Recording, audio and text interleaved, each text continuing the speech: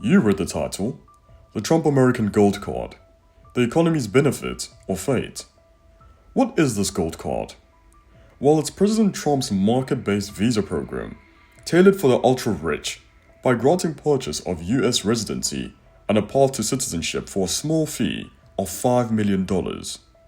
This was brought up on the 25th of February 2025 and was said to be introduced 2 weeks after that. President Trump stated that millions of these gold cards could potentially be sold. This card is said to succeed the current government's EB-5 Immigrant Investment Program that incentivized foreign investors to invest between $800,000 and $1,050,000 in targeted employment areas in the US for businesses that will produce at least 10 full-time jobs for American employees, which would in turn grant the investors eligibility to apply for a visa that will allow them to immigrate to the United States permanently. Trump's tried to implement updated measures on the EB-5 program in 2019 during his first term by aiming to increase the minimum investment figure to between $900,000 and $1.8 million. Unfortunately, a federal judge overturned the change in 2021 upon discovering the acting Homeland Security Secretary who permitted the rule had not been dutifully designated. Fast forward 4 years later, President Trump has brought it up again, and we're here to discuss it in detail. Now, why does this gold card matter so much to the president? Well, it's to make America great again, of course. Think about it. Wealthy investors spending unfathomable amounts of money, creating jobs in the process, and being immensely taxed on it. President Trump said it himself. Sell 1 million of these gold cards, and it will be worth $5 trillion. Sounds great to me. Why does the president support this for the people? The United States Commerce Secretary sees this as a broader initiative for economic growth by increasing revenue for the government to lower the United States national debt that's currently above $36 trillion, while simultaneously attracting the wealthy to the US. It's been said businesses connected to Trump, as well as his family, have utilized these kind of services to bankroll large-scale property developments. The gold card seems like a great initiative to combat national debt, emphasize economic contribution via job creation, taxes, and attract wealthy spenders. The EB-5 program was utilized to resuscitate global economies during the 2008 financial crisis. Wealthy foreigners were handed these to resolve economic slumps through real estate market stabilization, foreign direct investment, bank liquidity, and financial sector relief. This program has its pros and cons. There's plenty of skepticism that this will only dent the large US national debt, as it's projected that visa programs don't typically contribute more than 0.3% to 0.5% in GDP revenue. Trump's $5 million gold card is rumored to only expect thousands to apply, not the millions he claims. One, it's the most expensive compared to other countries, I will add shortly. Secondly, majority of the wealthy may simply not see the need for American citizenship. A portion already don't want it. Some of the justifiable reasons for seeking it would be expanding citizenship portfolios, political stability, healthcare, wealth protection and preservation systems, remote work, flexibility and mobility, as well as the tax loopholes through real estate projects due to demand in housing. Trump has thrown in an extra incentive of no taxed income from overseas income, emphasizing economic advantages for immigrants, by giving them access to business investment opportunities in the American market. This would result in benefits for the US citizens through taxes, discretionary spending, and business development, thus forcing economic growth without competition for employment for American citizens. The nations most likely to invest in the American gold card are the Chinese because they are significant investors in visas, notably the EB-5. The Russians are likely because they were stripped of most of their European passports, and the flexibility of the US version could prove useful if they're willing to look past their histories, which I doubt will get through Congress. The Indians are contenders due to their frequent investment in the EB-5 version, if they don't mind this new quintupled fee. Lastly, citizens from the Middle East and Gulf countries are probable investors for expansion purposes. The US offers unparalleled access to financial markets and business opportunities that most other countries would unlikely be able to compete with. Unfortunately, many European and Middle Eastern Golden Visas and passports provide similar, if not more, benefits at a lower cost. To support my argument, we're going to explore other countries' similar gold visa initiatives.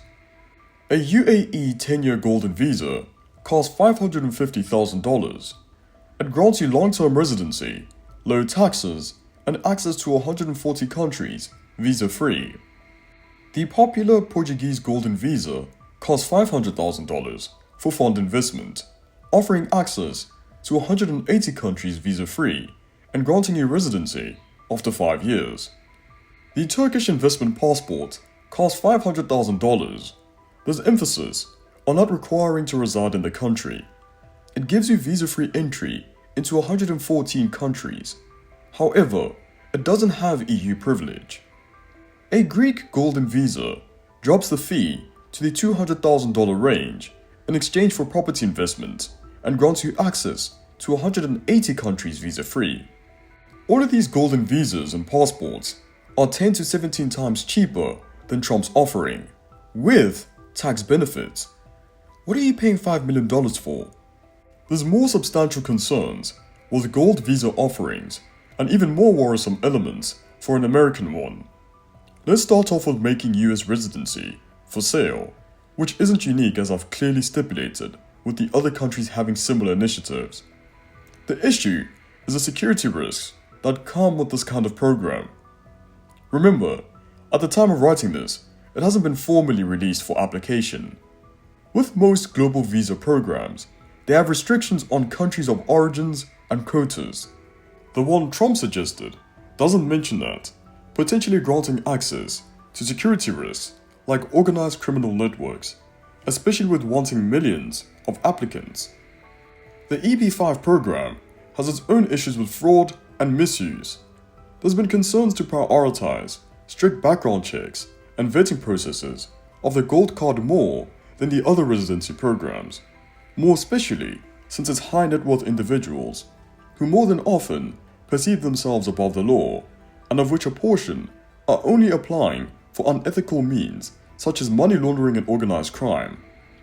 Financial audits, background checks may be bypassed and manipulated, which would risk the security for American citizens.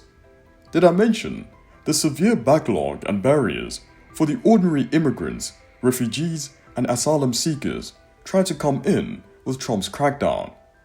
That alone has affected the public's perception in the immigration system, and that this won't be a system that prioritizes financial resources over anything else.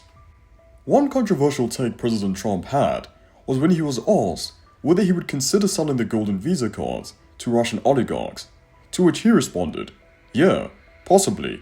I know some Russian oligarchs that are very nice people."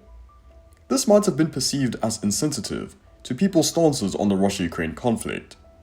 Furthermore, the United Kingdom at some point came to be known as the dirty money capital as a direct result of its investor visa program, with foreign investors, a portion being Russian, purchasing businesses, mansions, flats, and penthouses, oftentimes as fronts with no scrutiny. The illicit money cracks were only revealed when the Russia-Ukraine conflict occurred in 2022, and the UK government had to impose sanctions, which later prompted a stop to this program. I highlighted the Russians' money in the UK on our The Favorite Son, Roman Abramovich story that I'll have appear at the end of this video. The United States' proposed gold card price hasn't been the only costly one, and the UK investors program hasn't been the only one riddled in controversy. Cyprus had a golden passport program costing $2 million in exchange for real estate investment and granted visa-free access to over 190 countries.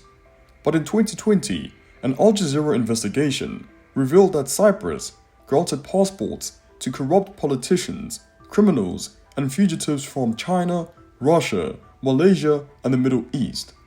The program was then suspended, and the EU threatened legal prosecution against Cyprus. It's speculated that the benefits of the Trump gold card may end up back in already affluent areas, instead of the areas that may need it most.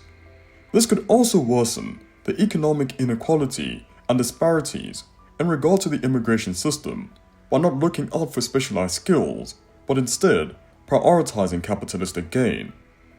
There's the fear that there is limited evidence that this program can generate significant employment prospects, and according to the Global Residence Index in the section of potential for economic displacement and high unemployment, during periods of high unemployment, the influx of wealthy foreign investors might primarily benefit luxury sectors rather than creating broad economic opportunities.